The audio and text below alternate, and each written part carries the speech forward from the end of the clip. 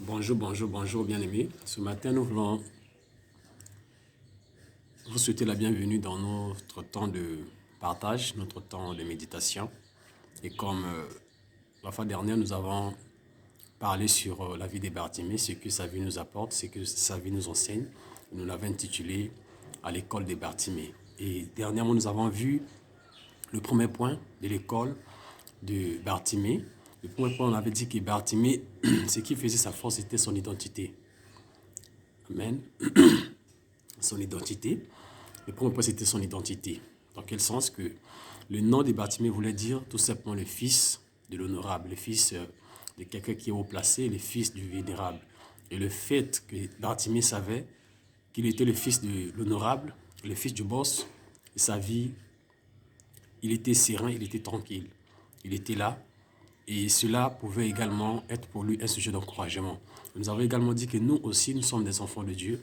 Nous avons une identité, nous avons un Père. Notre Père, c'est le Dieu très haut. Et le fait de savoir seulement qu'on appartient à un Dieu puissant, à un Dieu créateur de toutes choses, cela aussi nous rassure. Malgré les situations, nous ne devons pas perdre notre identité. Malgré les choses les situations qui nous arrivent, cela ne nous enlève pas l'identité d'enfant de Dieu. Cela ne change pas la vie de Dieu par rapport à nous. Cela ne change pas les regards de Dieu sur notre vie, malgré les situations que nous traversons. Comme Bartimée, il était aveugle, mais il est resté le fils de Timée. Il est resté le fils de l'honorable. Il est resté le fils du boss. Donc toi aussi, peu importe ce que tu traverses, tu restes l'enfant de Dieu. Tu restes un enfant de Dieu. Tu restes la fille du Dieu très haut. Tu restes le fils du Dieu très haut. Donc pour cela, cela est pour nous un sujet d'encouragement. Et ce matin, nous voulons voir un deuxième point de la vie des Bartimée, ce que la vie des Bartimée nous enseigne. Très rapidement, nous voulons lire dans le livre de, toujours, notre texte de base, le livre de Marc 10, 46 à 53. La Bible déclare, Marc 10, 46 à 53. La Bible déclare que ils arrivèrent à Jéricho et lorsque Jésus en sortit avec ses disciples et une assez grande foule, le fils de Timée, Bartimée, mendiant aveugle, était assis au bord du chemin.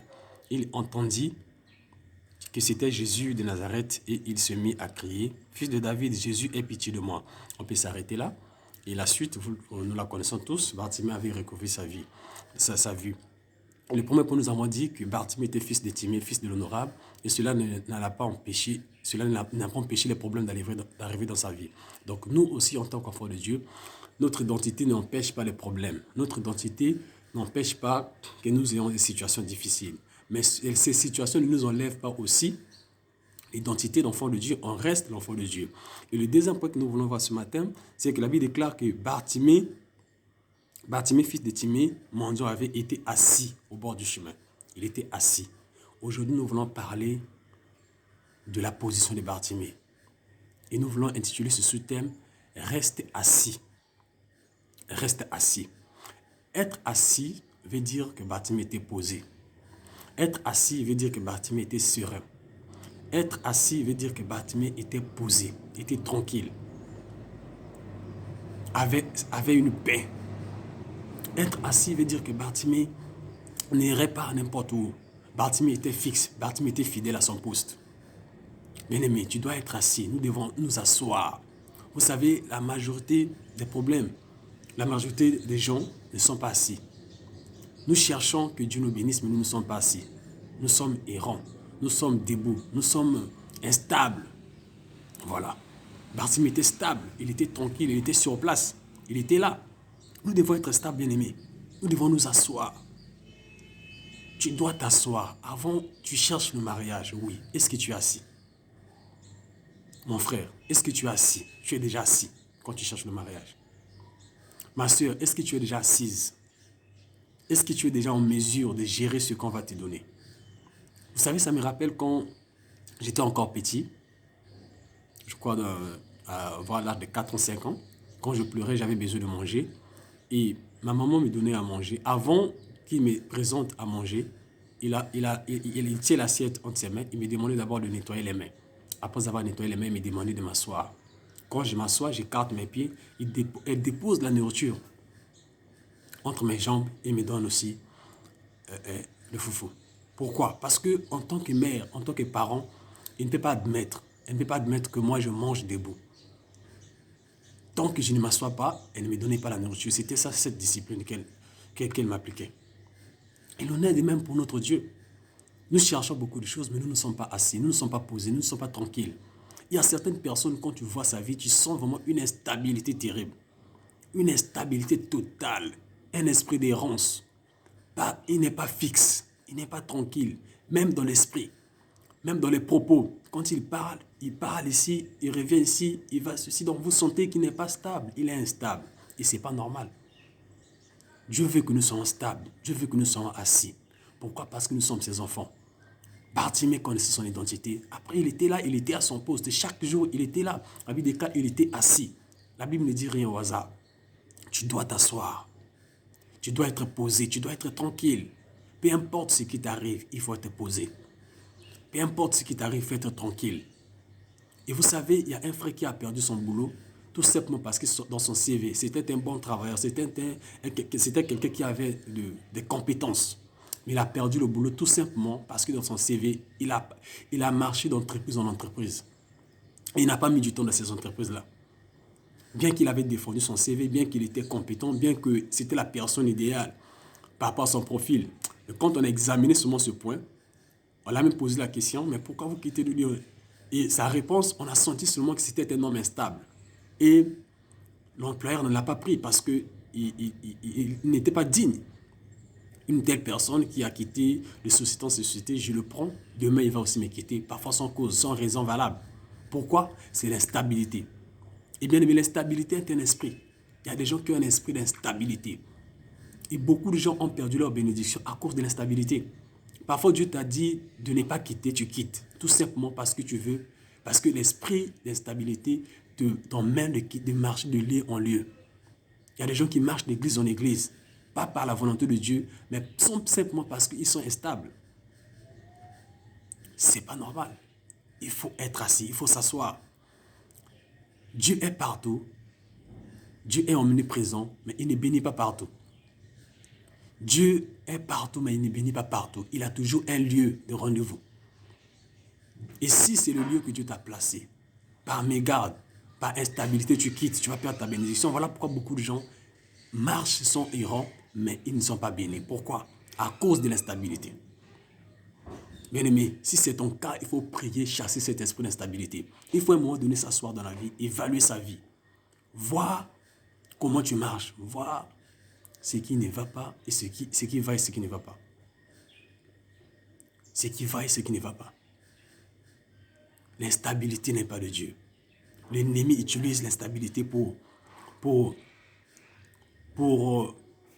détourner les gens de leur destinée, pour détourner les gens de leur bénédiction.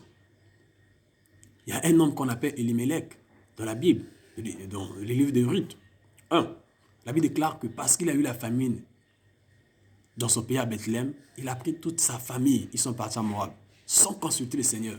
Ça, c'est l'instabilité. Et en partant là-bas, tous nous savons ce qui lui est arrivé. Il a perdu ses enfants. Lui-même, il est mort. Et sa femme devient malheureuse, Naomi. Privée de ses enfants, privée de son mari. Tout simplement parce qu'il a pris une décision sans consulter le Seigneur. Tout simplement parce qu'il était instable. Refuse l'instabilité dans ta vie. Jésus a dit aux disciples, ne quittez pas Jérusalem. Restez là jusqu'à ce que le Seigneur va honorer sa parole. Jusqu'à ce que la promesse de l'Éternel, de Dieu, va s'accomplir. Et le Saint-Esprit, jusqu'à ce que le Saint-Esprit était descendu dans la chambre haute. Mais s'ils étaient instables, s'ils avaient quitté, ils allaient rater cette promesse. Alors pourquoi ce matin, je te dis, reste assis là où Dieu te veut. Demeure à ton poste.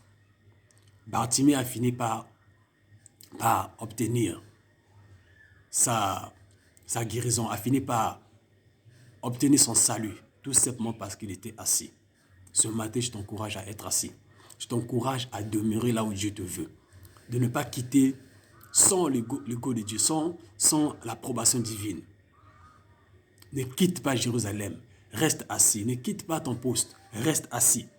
J'aime encore une histoire dans la Bible, toujours dans Marc, le livre de Marc, 8. Je peux commencer à partir du verset 4 jusqu'à 6. La Bible dit, ses disciples lui répondirent, comment pourrait-on les rassasier de pain ici dans un lieu désert? Jésus leur demanda, combien avez-vous de pain? 7 répondirent-ils. Alors il fit asseoir la foule par terre, prit ses 7 pains, et après avoir rendu grâce, il les rompit et les donna à ses disciples pour les distribuer, et ils les distribuèrent à la foule. Vous voyez, cette histoire nous parle de Jésus qui partait de lieu en lieu. Arrivé à un lieu, la foule l'a suivi. Et ils ont fait 3 jours sans manger. Et Jésus eut compassion d'eux. Il demande aux disciples, combien de pain avez-vous? Ils ont dit, ils n'ont rien. Il demande aux disciples de leur donner à manger. Les disciples disent, mais nous sommes dans le désert, on peut avoir à manger. Il demande combien de pain vous avez. On lui a présenté les pains.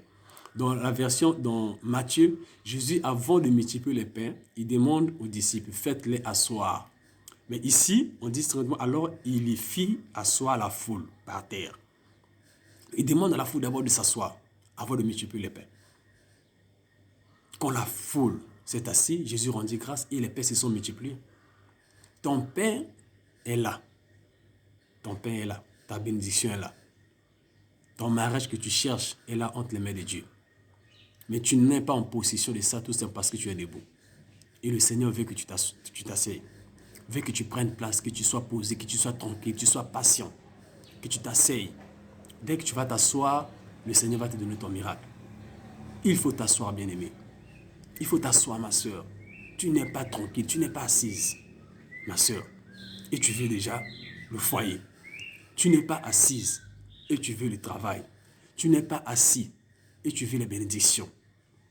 Il faut être assis, il faut être mature, il faut être tranquille. Bartimée était assis et il a obtenu ce qu'il voulait. Et ce peuple aussi, Jésus les a fait asseoir. Jésus les a fait asseoir et ils ont eu leur pain. Ils ont eu leur bénédiction. Ils ont eu ce qu'ils voulaient, Le Seigneur veut te donner ta bénédiction. Le problème, toi tu es debout. Voilà pourquoi ce matin, il t'encourage de t'asseoir, d'être posé, d'être tranquille, d'être stable, d'être patient, d'être serein, malgré les difficultés. Ne montre pas à tout le monde que rien ne marche. Sois posé, sois tranquille. Même si tu n'as rien, lave-toi, parfume-toi. Sois posé. Sois tranquille. Sois posé, sois tranquille. Soigne bien ta personnalité. Ne te laisse pas emporter par n'importe quel mouvement. Il y a des gens qui aujourd'hui errent n'importe comment.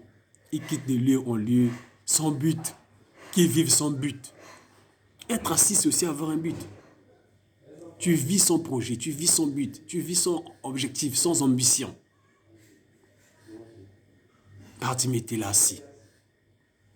Toutes les fois que les gens passaient, on l'appelait fils du boss. Ouais, tu es toujours fidèle à ton poste, oui, je suis là. Il demandait l'argent, mais il était toujours là assis, à son poste. Où est-ce que vous devenez? Non, on était à Naïn. Jésus a ressuscité un enfant là-bas, le fils de la veuve de Naïn. Il a ressuscité. Bartimée, c'est pas grave, je suis à mon poste. Un jour, ce Jésus va passer certainement. Il était patient.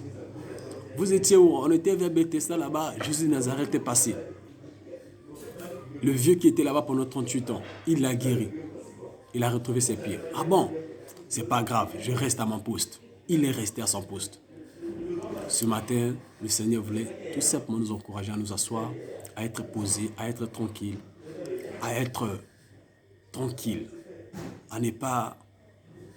stable, parce qu'il y a des gens qui sont instables, il y a des gens qui ne sont pas tranquilles.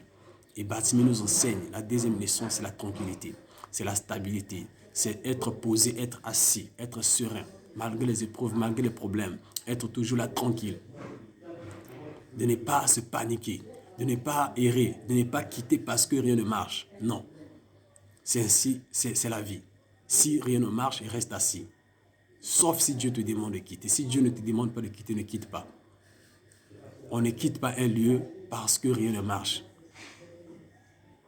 On quitte parce que Dieu nous a demandé de quitter. ne voyage pas. Peut-être tu as un projet de voyager parce qu'au Congo, rien ne marche, mais je te rassure, je t'assure que si Dieu ne t'a rien dit, ne quitte pas. Les choses vont changer au Congo. Les choses vont changer dans ta famille. Les choses vont changer dans ta patrie. Ne quitte pas. Demeure là. Reste à ton poste. Et nous voulons terminer en priant. Père, merci pour ma soeur, merci pour mon frère. Je te prie de le délivrer de l'esprit d'instabilité, de le rendre stable au Père de gloire. Donne-nous au Père la stabilité, donne-nous la stabilité, donne-nous d'être serein, d'être assis, d'être posé au Père de gloire. Car notre bénédiction arrive. Habakkuk pouvait dire que moi je suis là, je ne quitte pas. Je suis à mon poste, j'attends jusqu'à ce que le Seigneur me dira un mot. Au nom de Jésus, Père, je chasse l'esprit d'instabilité sur la vie de mon frère, sur la vie de ma soeur. L'esprit d'errance soit paralysé, anéanti au nom puissant de Jésus. Amen.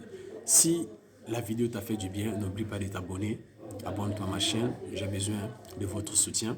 Tu t'abonnes tout simplement et tu peux aussi partager cette vidéo à quelqu'un de très proche pour lui faire du bien, à tes contacts pour leur faire du bien. Et n'oublions pas que le prochain numéro arrive, toujours sur la vie de Bartimée. Bartimée va nous enseigner une autre leçon. C'est un homme qui a beaucoup de vertus, beaucoup de qualités. Sa vie m'a beaucoup enseigné et je voudrais également vous partager ces enseignements. Ces enseignements que la vie de Bartimée m'a apporté. Et surtout, à toi qui n'as pas encore reçu le Seigneur, si tu es là, tu es en train de me suivre, j'aimerais tout simplement que tu mettes ta main sur le cœur, tu dis Seigneur, je veux de toi. Seigneur Jésus, je veux te donner ma vie, je veux t'appartenir, je veux être ton disciple. Prends ma vie, aide-moi à te suivre. Au nom de Jésus, j'ai ainsi prié. Amen. Il n'y a rien de merveilleux que d'appartenir à Jésus. Je vous souhaite la bienvenue dans la grande famille des enfants de Dieu. Nous sommes enfants de Dieu et nous sommes ravis de l'être. Nous sommes contents de l'être. Merci, merci, bonne journée à vous. Que le Seigneur vous bénisse. Amen.